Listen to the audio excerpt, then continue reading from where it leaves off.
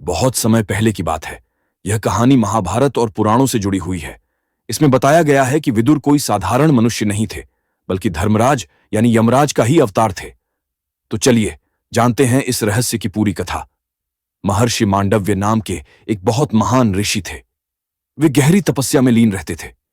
एक बार कुछ चोर उनके आश्रम में छिप गए। राजा के सिपाही उन्हें ढूंढते हुए वहां पहुंचे और बिना सोचे समझे ऋषि मांडव्य को भी चोरों के साथ पकड़ लिया। सभी को राजा के सामने ले जाया गया। राजा ने सजा दी, शूली पर चढ़ाने की।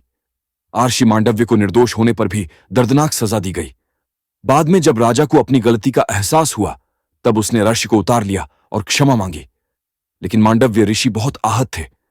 ऋषि मांडव्य ध्यान में बैठे और यमराज को बुलाया, जो पाप पुण्य के अनुसार सजा देते हैं।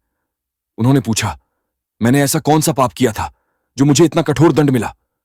यमराज ने जवाब दिया, आपने बचपन में एक कीड़े को कांटे से चुभाया था, उसी का फल आपको मिला। यह सुनकर ऋषि मांडव्य क्रोधित हो गए और बोले, बचपन में किया गया कोई भी काम, जब इंसान को सही गलत का ज्ञान नहीं होता, वो पाप नहीं होता। तुमने धर्म के नियमों का उल्लंघन किया है, इसलिए मैं तुम्हें श्राप देता हूं। तुम मनुष्य के रूप में जन्म लोगे और एक दासी के पुत्र बनोगे। इस श्राप के कारण यमराज को पृथ्वी पर जन्म लेना पड़ा।